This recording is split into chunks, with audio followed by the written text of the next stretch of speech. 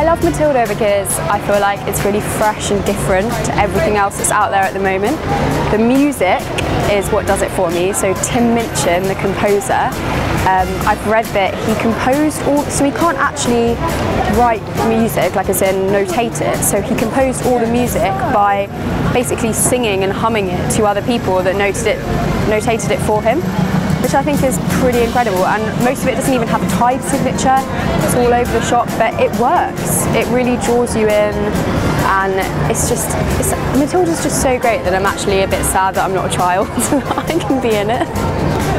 If you were a kid watching Matilda, just everything, the way that I think every kid can relate to Matilda in some way, because she's treated as kind of an outcast and a bit of a loner, I think everybody can relate to that.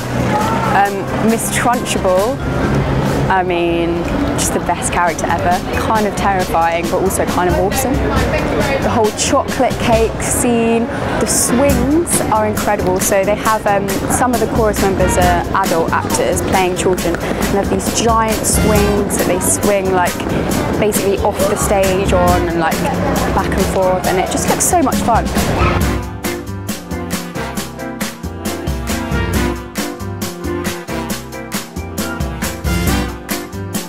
So we're outside Cat on a Hot Tin Roof.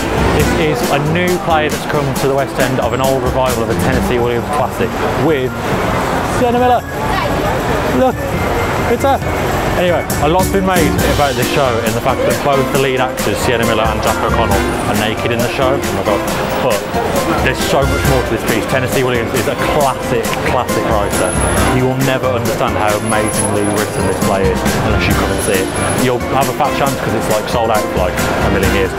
My favourite part of the show was when the dad character and son character, so Jack O'Connell and an actor called Cole Meany, and they have this big like 20-minute scene at the halfway through the second half, and it's kind of like the conversations that every young man and his father want to have, and everything they're too scared to say, and they have everything out about their relationship in one huge chunk of a scene in the second half, and it's so powerful and so moving. It was amazing.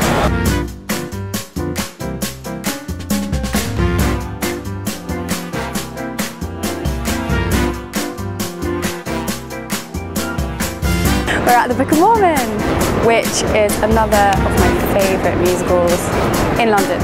So the Book of Mormon is about some Mormons in America, some young teenage Mormon boys that get sent on a mission, and these two in particular get sent to Africa. And it's not the kind of place where they would normally be sent. They're obviously like, they can't really quite believe the culture difference when they get there, it's like a culture shock. And it's essentially just basically taking the piss out of the story of the Mormons, like the third part to the Bible, blah, blah, blah. And I would like to say in a tasteful way, it's not, but that's what makes it so funny. I think theatre's got to be controversial, and there's got to be things in theatre that are verging on offensive, but if you take them with a pinch of salt and realise that it's just a bunch of actors on a stage, it's fine. I think what's so funny about it is that it's written by the makers of South Park, and it's just so offensive but amazing. I think one of my friends mentioned ages ago to me that she was thinking of buying her parents tickets to see it. Her parents are like highly religious, and I was like, not sure that's a good idea, but okay.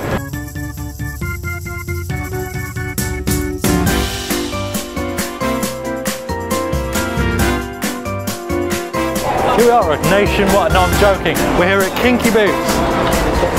Kinky Boots is one of the most uplifting, ridiculous, feel-good shows that you can see on the West End at the moment. A guy who owns a shoe factory that's failing, and to make some more money and to gain up revenue, he decides to make shoes for drag queens, inspired by his mate Lola, who he meets at a drag club one night. It's a fantastic show. It's won all sorts of awards. I think it was Olivier Best Musical in 2016. It's got a load of great songs. It's written by Cyndi Lauper. Girls just want to have fun. You know, Chloe didn't even know that. Her eyes are so massive. I love Cyndi Lauper. Written by Cyndi Lauper. Great score, great fun, great drag queens, great everything.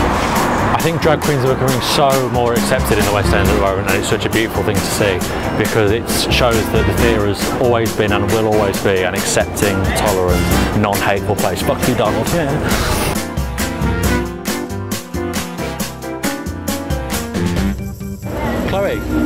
Chloe, what's our #1 show to see in London? Oi! Don't touch me, leave me alone.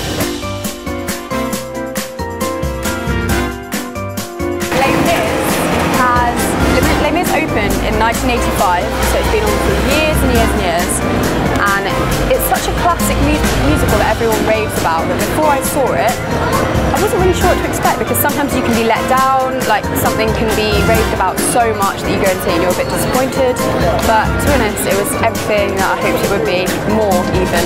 It was just breathtaking. I think one of the most emotional moments in Les Mis is empty chairs, empty tables, because it's such like a downtrodden moment, but it's such a brilliant song. You'll know it. If you've seen Les Mis or you've even heard of Les Mis, you'll know the song Empty Chairs, Empty Tables. I'm not going to sing it now, I'll save you the worry.